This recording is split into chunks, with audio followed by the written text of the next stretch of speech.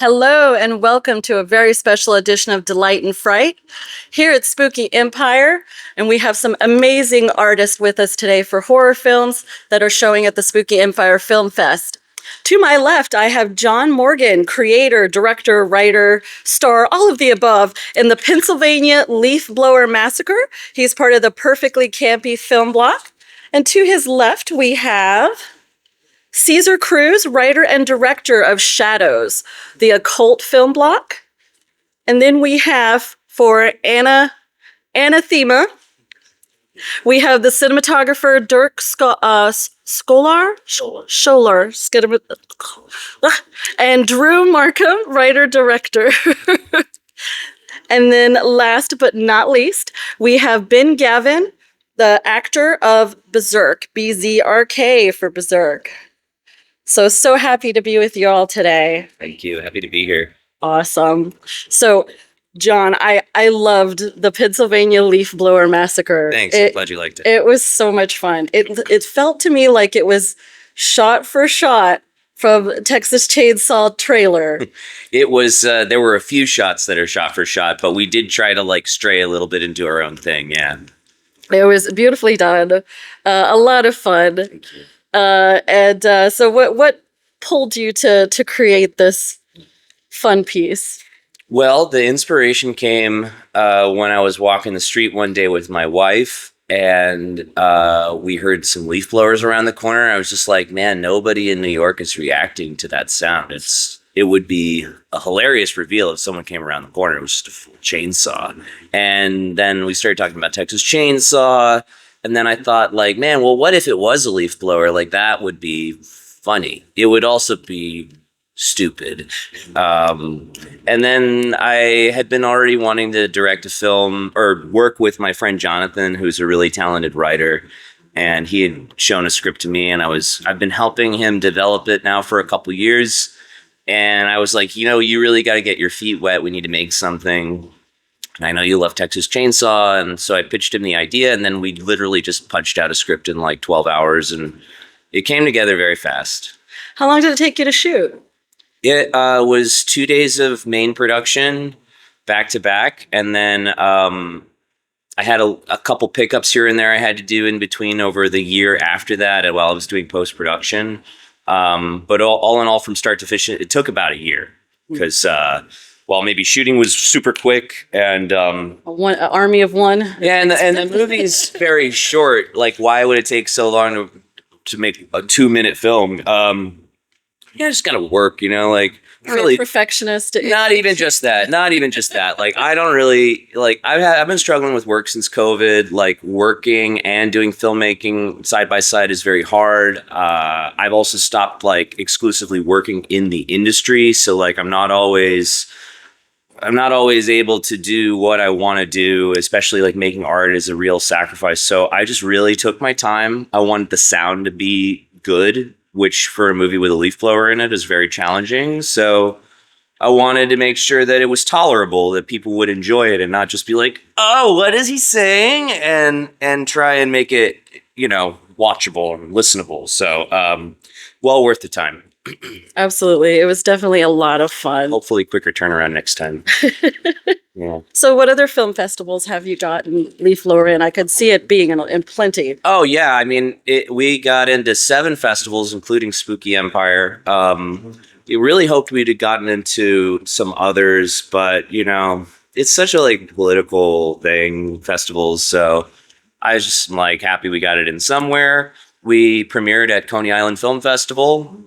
And then it played at Philly Sketch Fest, Pittsburgh Moving Picture Festival, a bunch. So it has been very fun being welcome into the film community with a tiny little movie like that. Glad everybody's enjoying it. It's getting great laughs whenever it's playing in the blocks. So yeah, it's been a lot of fun putting it on tour, and it's online now. So if anybody wants to watch it, it's on my YouTube channel. Awesome. And how do we find your YouTube channel? My username is John Morgan Films, or you can also follow me on Instagram at VHS Monster, and then the link for the movie's in the bio there. Nice.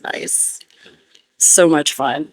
So did you have any issues shooting? Was there anything that Oh yeah. that caused what was the Oh no, everything was went the- great. Everything was super smooth. Everybody what was was very the bane of your cooperative. existence then? What was the most difficult Uh, portion? I don't know if there's a most difficult part of filmmaking or just making this movie in general. I would say the most frustrating thing was we borrowed a 3-axis gimbal from a friend to use on our crappy Canon DSLR, and I spent all this time reading the manual and getting it ready and getting it calibrated the night before. And then like we wake up 6 a.m. ready to catch magic hour. And I'm like, all right, let's go.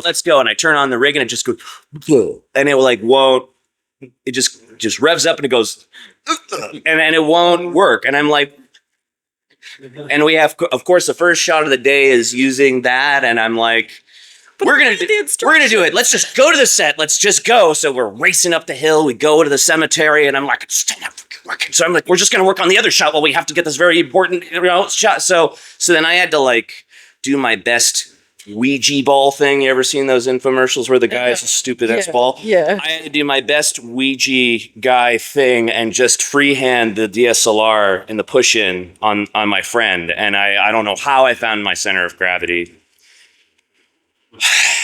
Nothing ever goes the way you plan it, right? I heard someone else say during the Q&A, like, oh, always plan, test your rigs. And I'm like, I tested it. Didn't matter that it tested. Didn't matter I got it working. It didn't matter. It's just, I guess it's just Murphy's Law. So, but I always just run with the punches. My wife was there to save the day. She had no experience with that equipment, figured it out. Like, of course, like, it's totally how it should go. So, just so happy I had my wife, Saskia, there, starring and helping every step of the way, and my buddy Jonathan, who, like I said, it was his first time doing something, and he just was having so much fun, and I can just see him doing more films himself, and my wife too. My wife is getting interested in directing, so like Nice. Really just the best team. See, we need more women in film because we think differently.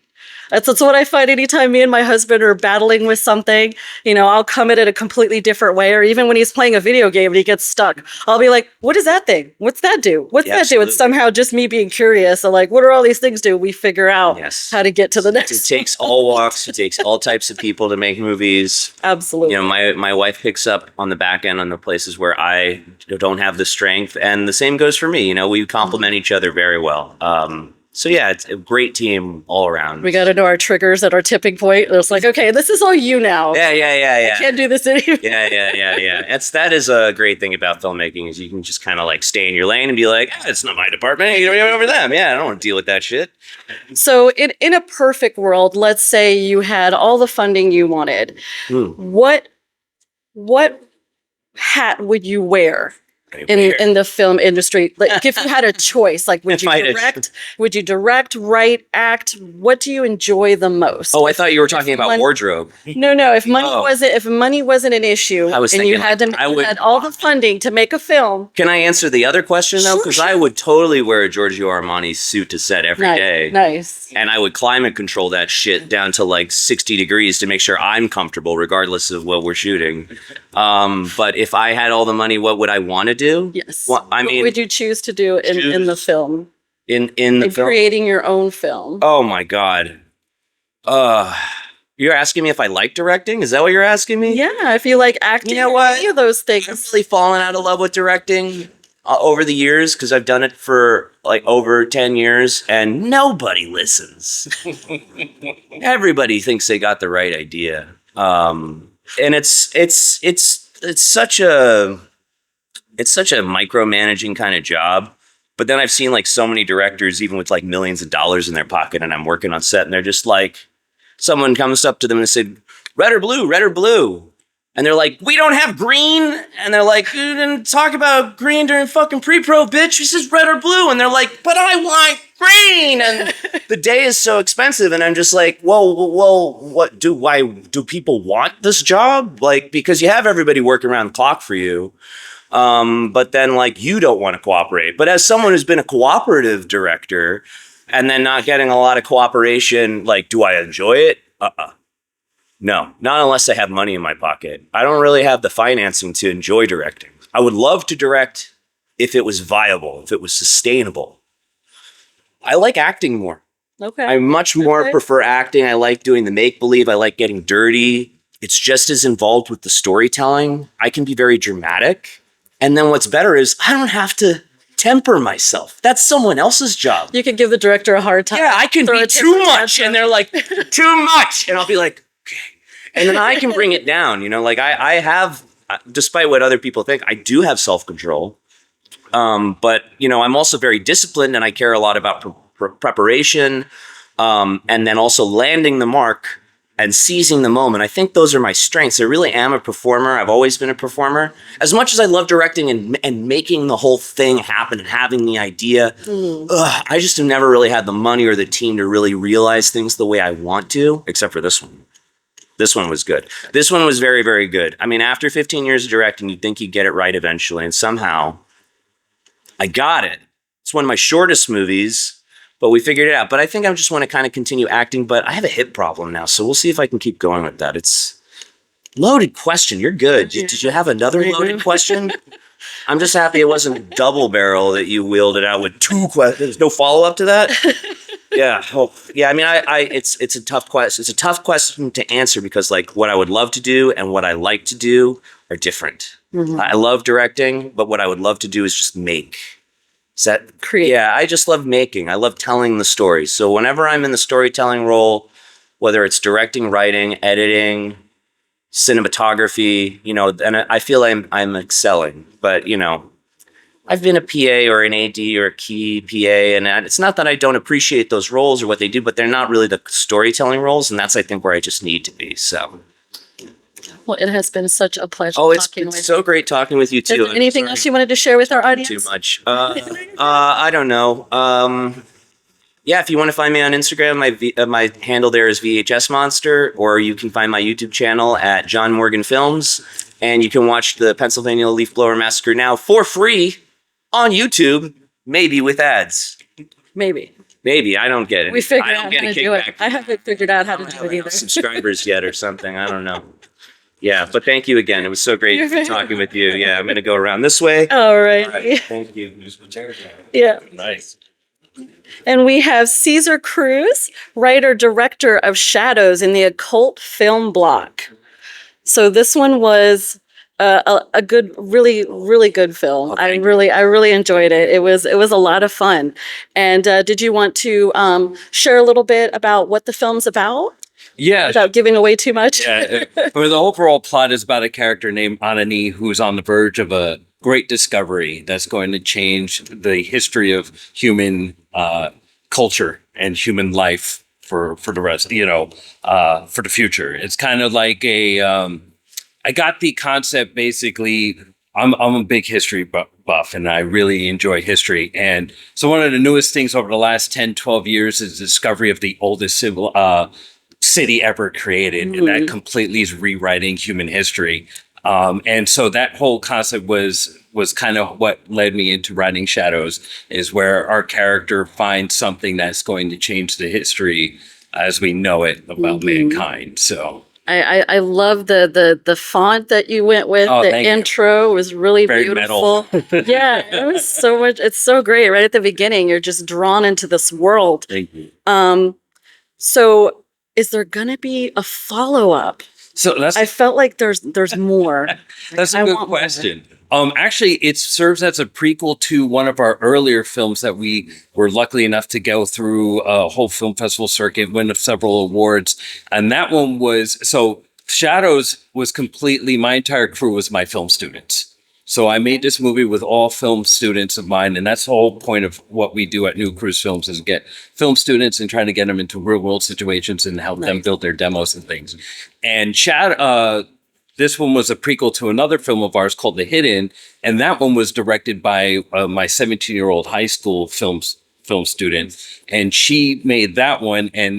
And it's interesting, if you pay attention and watch both, you'll see the links between the two. So there's a little bit of a prequel. So it is part of a bigger world. Okay. Can we find those anywhere? Yeah, the Hidden is out now on our YouTube channel or newcruzefilms.com. And Shadows, once we're done with the film festival circuit, we'll put it back out online Nice, too. nice. And what other festivals have you been in? We've been in several, luckily, so we've been very, very happy about that. We just got a nomination at the Happenstance Film Festival up in Salem, so we've been doing pretty good. It's always just exciting and grateful to be part of a festival and just get notified and know. Exactly. So we had a run in Georgia, which was great, and so we're just. I'm originally from up north in Jersey. I've been down here for about 8 years, so now I'm getting into the local film market here. So it's a lot of fun and really, really excited to be part Nice. of Spooky Empire. So Nice. So where are you based at? Orlando, we're in Orlando area. Nice, nice. Very cool. How long did it take you to shoot this one? So this one we shot in 10 hours, but we did 5 months of pre-production because, again, working with students, every one of them had prominent roles. So from the DP, the AD, all of them were all students, the camera operators, even the film composer, the music composer.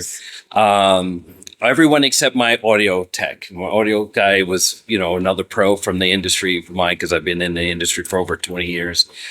So we were just all trying to work. And during that 5 months, I got to work with the actors. We build out the characters. We built out the scenarios. We blocked.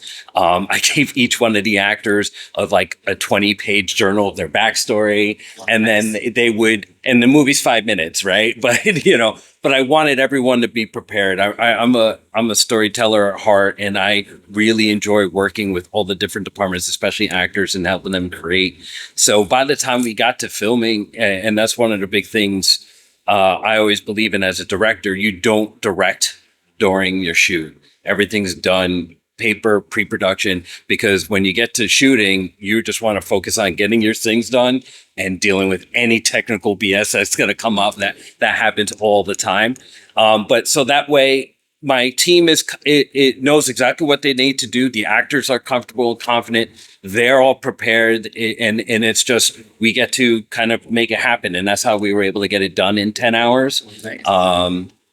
Yeah, just because all the preliminary work we did prior to. And I love in the film all the little hidden shadows and faces and things. I'm sure I missed some, so I'll need to go watch it again just to see if I can.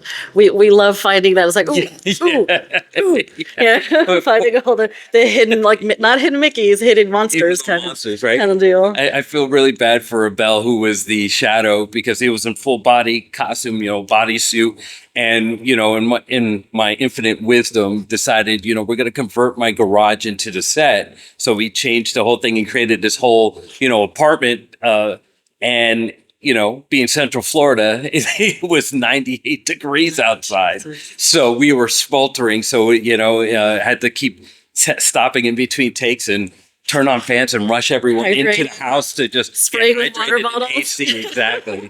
So, but the weather wasn't supposed to be that bad, but in Florida changes drastically. So. Yes, it's always swampy here, right. Always.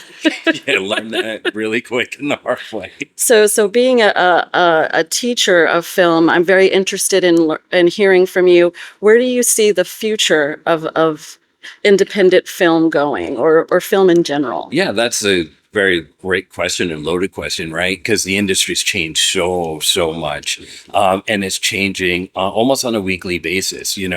Everything from now having these giant tariffs on films not being filmed in the United States. It makes things harder for producers to get funds and locations to shoot. I think too, with streaming, we're in a world of content and not content.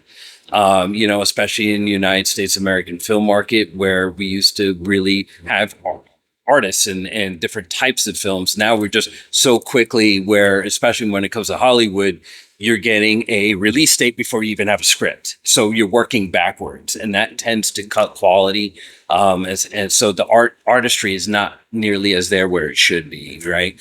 But I see too, it's also a back-end opening for indie filmmakers too, because there are a lot of indie filmmakers. If you do the work and hustle, you can get some deals with Netflix and things like that may get you your foot in the door, but it is a gamble, because you got to figure out what do you want to do and what kind of filmmaker do you want to be, and you see this a lot where you have companies like Disney And who you want to form your alliances with. Correct, because Disney picks all these great indie filmmakers to direct their next Marvel and Star Wars film and takes away their control. You know, it's just like, hey, and they're like, we own you now. Right. It's just like we just need a body to be in the chair. But some people find that as a great way to get into the bigger market. You know, so you got to figure out where you want to do. Yeah, exactly. You gotta tailor your career and see, you know, who do you want to sell your soul to? 100%. 100%. Yeah. Is there anything else you wanted to share with our viewers today? Oh, no. So, if you just check us out, newcruzefilms.com, because again, it's a great little independent production company where we really focus on helping film students. So every film that we've done over the last 5 years has been student led, or you have students in primary roles. So it's just a great big, effort. And for me, it's a way to get back to the community, and all, being in the industry for 20 some odd years, being able to get back. Cause I know I've been there as a film student, not being able to like, okay, here's your certificate, happy graduation.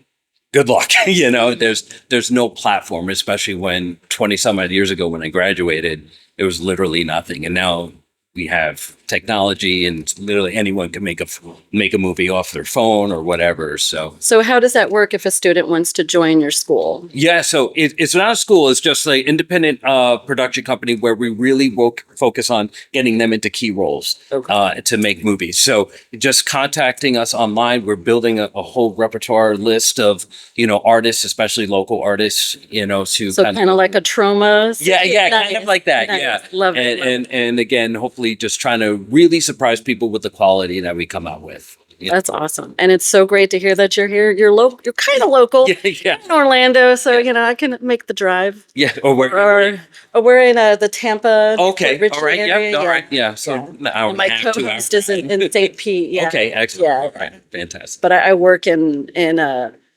Clearwater area. Okay. Yeah. So it's like after work, I'll just, drive on. Absolutely. As long as I-4 is okay. Right. It's been such a pleasure. So nice. Thank you so much. Really appreciate your time. Absolutely. Thank you, Cesar. Thank you. Hot chairs.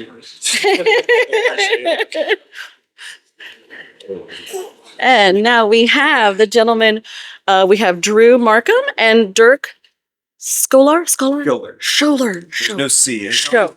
It always looks like scholar, but we always say, oh, we're not scholars, so we drop this.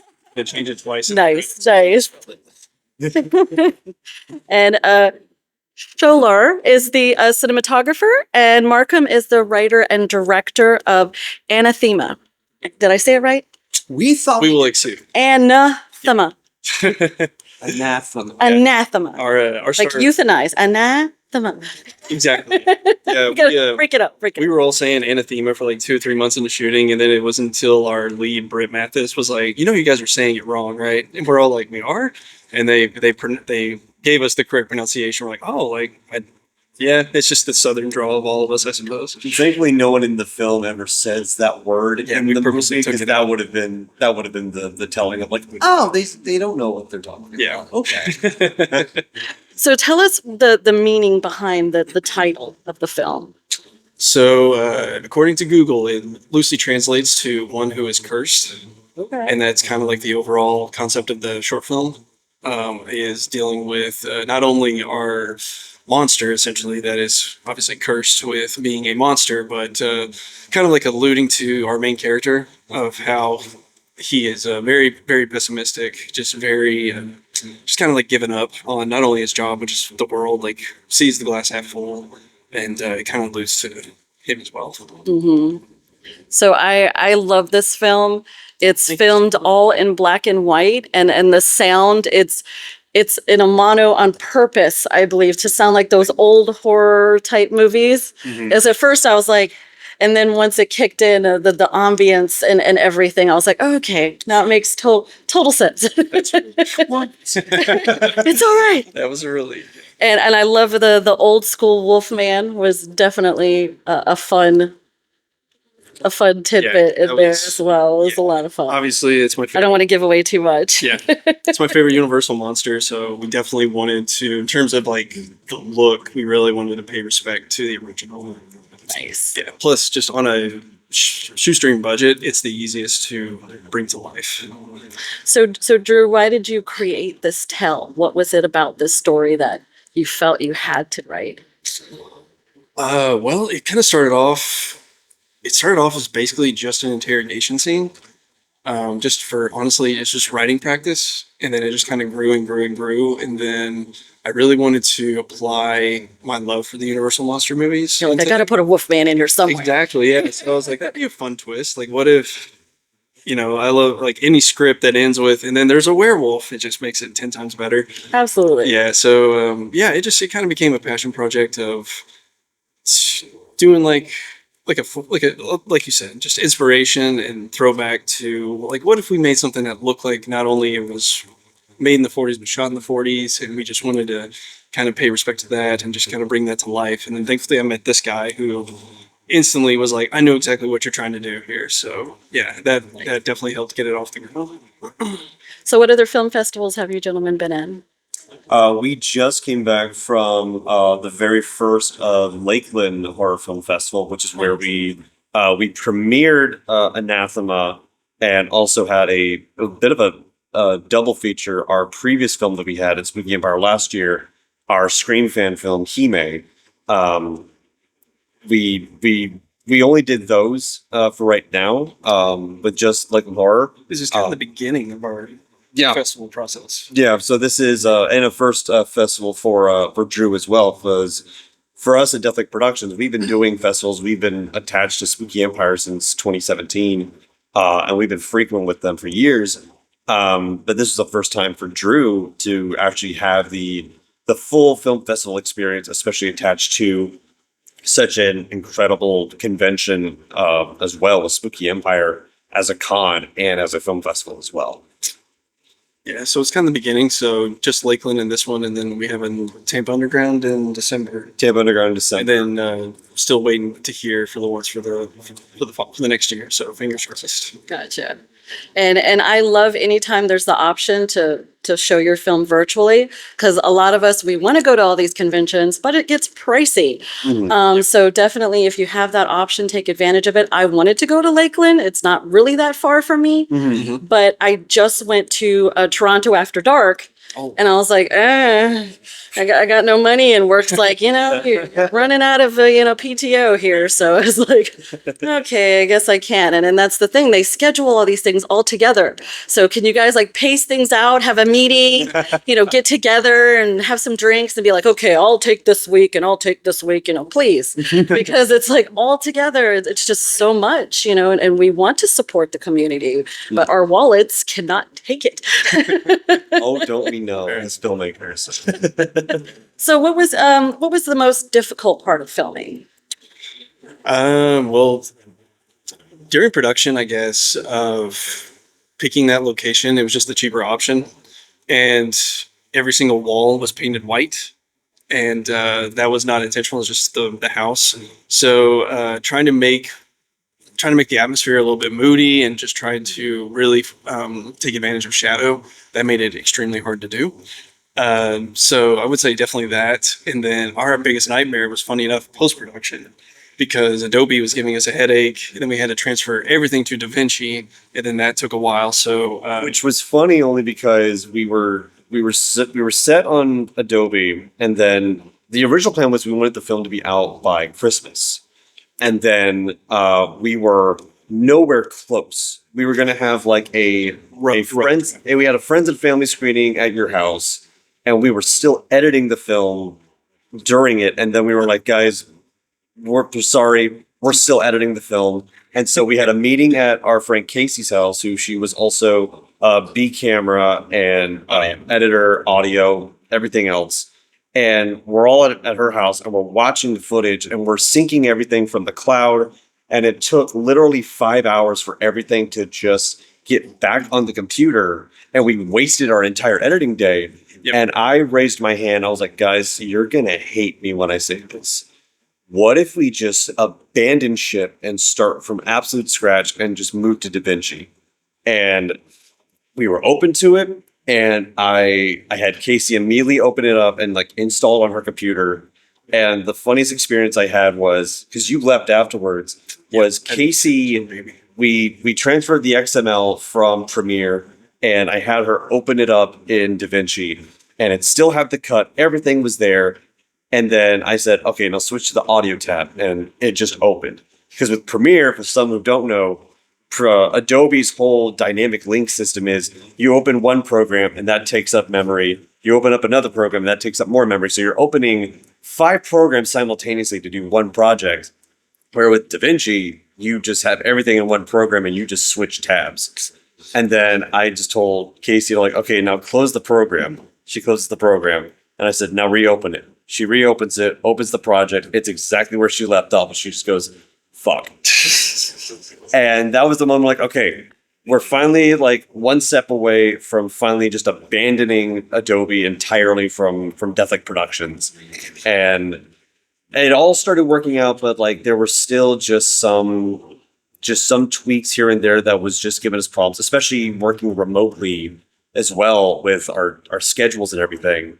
And so last minute, I finally just said, screw it. I'm going to buy a MacBook that I can take to work and finish the last half of the edit while on my downtime between shifts and get it done as soon as I could before the Spooky Empire Film Festival, which is becoming a 2-time tradition now. With Hime, we finished editing until the birds were singing and submitted it for the deadline.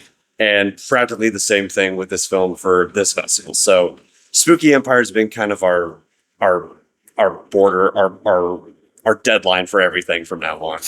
So yeah. Third time's the charm, right? Yeah, the Fingers crossed. third film is going to be done before they even open up the next one, which I'm sure is going to be very soon. Fingers crossed. Fingers crossed. So I had to ask, when you mentioned the house and the lighting, I love that there's the cats in the front, Yep. and then there's more cats, Yep. and then there's more cats, and I'm like, what's going on? Are they being bombarded by cats? So I love that you pointed that out. So anything with our seer, Ashley Freeman, we shot, those are the first 2 days of shooting. And that whole neighborhood is just a collection of stray cats. And it flowed beautifully. For some reason, they kept following her around. And her being like of like the witchcraft area, I was like, this is kind of perfect. So You don't anytime need to get them to sign a waiver. no, they were the best. They were the best actors. They were incredible. Like they kept coming, so we're like, we're just gonna keep them. Like they kept following Ashley around. It was awesome, and yeah, like the shot of her outside of the front door, that wasn't scripted. They just wouldn't leave, and we were like, actually, that looks pretty good. So we let the cats just roam free. And what area did you film in? Lakeland, Florida. Lakeland? Okay. So guys, if you want to save some famous kitties, you could go to Lakeland and pick up some famous cats. They've been in movies now. They probably could use a good home. We feed them as much as we can. But yeah, they were absolutely great. It was so much fun. Yeah, wasn't too upset at all when they just would not leave. We thought it was hilarious. So where can we find your first film? Hopefully somewhere. And this one, once it's done the circuits, where can we find it? Hime, funny enough, finished its year-long festival run. It's on Death Lake Productions. You can find us on YouTube and Instagram. We have a Facebook page and we have a TikTok, but we just don't have time to update those. So you can find us more on Instagram and predominantly YouTube. Hime, Himei, Scream fan film. That's out right now. And then hopefully by next Halloween, since Anathema takes place on Halloween, the goal is to have it up by Halloween 2026. And by then, we'll probably have something else in the works here at Spooky Empire and running another film festival circuit. Yeah. Awesome. It's been such a pleasure, gentlemen. Thank you so much. Thank you. Thank you for your time.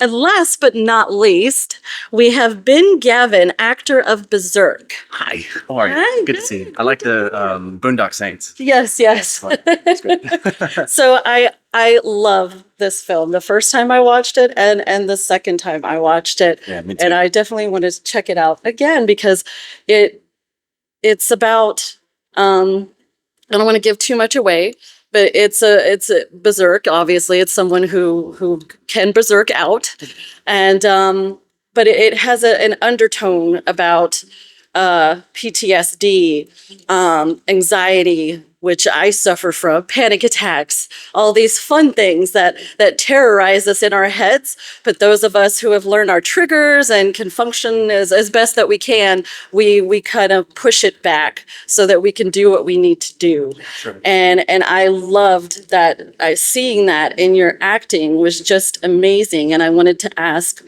what did you pull from? Did you pull from any life experience or? Oh yeah, I mean, so it's funny. I've done a lot of projects where intensity is very prevalent, like Berserk, and I mean the getting ready for that film. A lot of people talk about, when you do intense projects like that as a performer, bringing it home with you, which can happen, especially as artists. I think we can all kind of agree when a project is done, there's kind of this feeling of emptiness. But preparing for something like Berserk, where you have to dig deep and take a look at things that aren't so pleasant within you, and you got to be objective about those things, whether you like them or you don't like them, and you have to be honest about it. And so preparing for this role was difficult. I just put a strain on my wife for a couple weeks. She's just kind of like thinking because I'm reaching into something that is painful.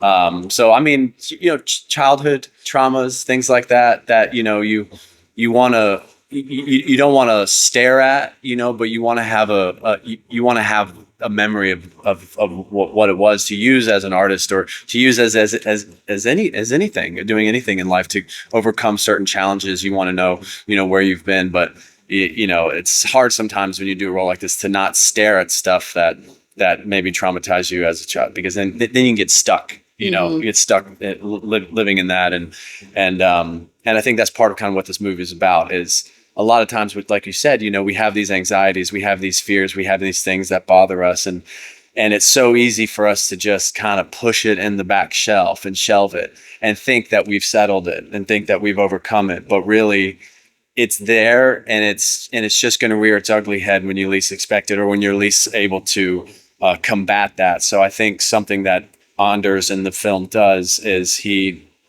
makes a point to get help so he can see what it is. And that's what was done so vividly by Chandler, who wrote and directed the project. And you can see that he's desperate to fix this within him. And even though it's dark and scary, it's something that he wants to shine a light on, because it's something I use in everyday life is identify the culprit. What is the culprit that's causing you X, Y, the anxiety? What is that main culprit? And sometimes if you just take a look at it and identify it and acknowledge it, it'll go away. It'll just kind of succumb to life. And I think that's something I really related to with Anders.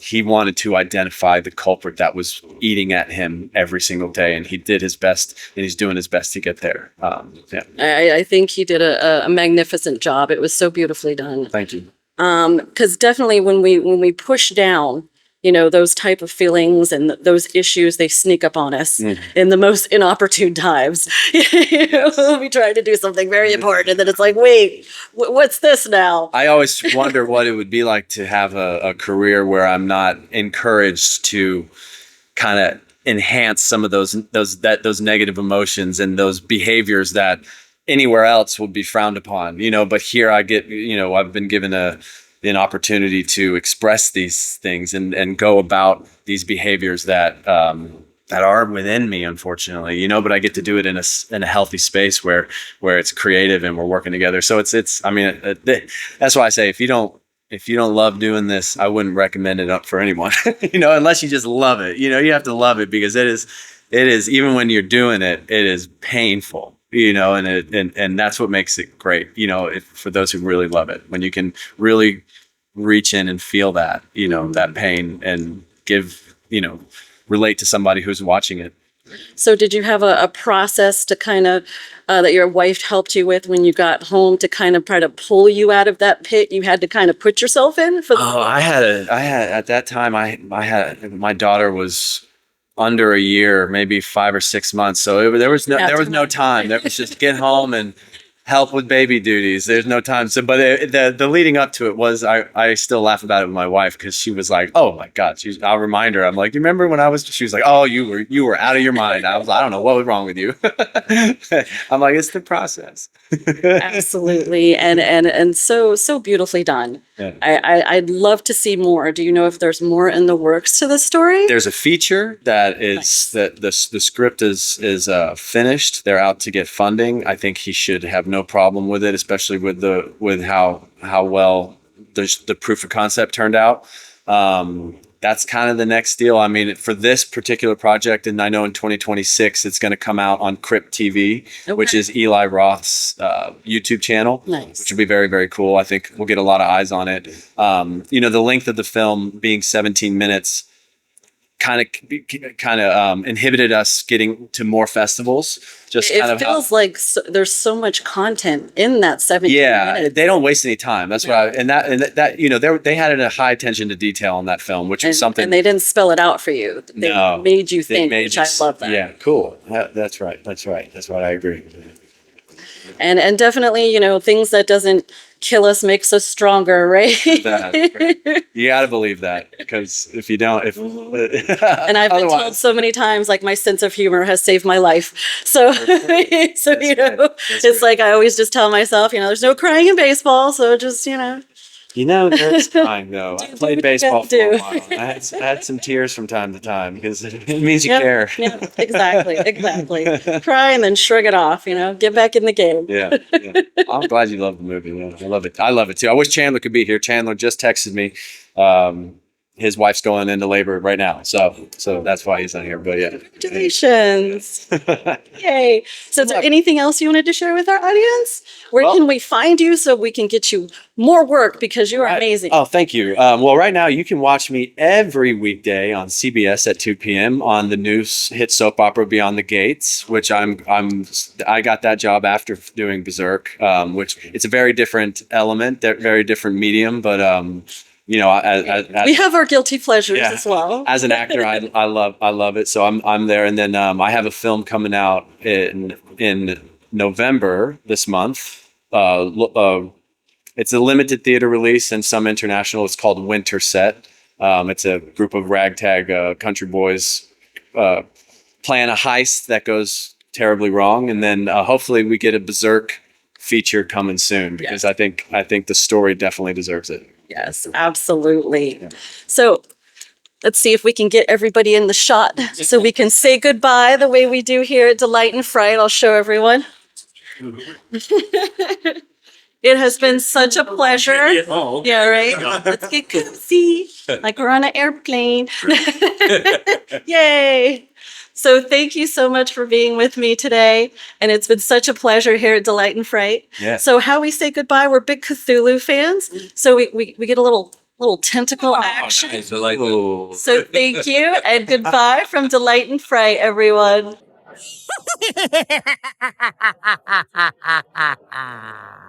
Hello, boils and ghouls. It's your old pal, John Cesar, the voice of the Crypt Keeper. And I want to thank you for listening to Delight and Fright with your hosts, Luna and Cat, a podcast for outcasts.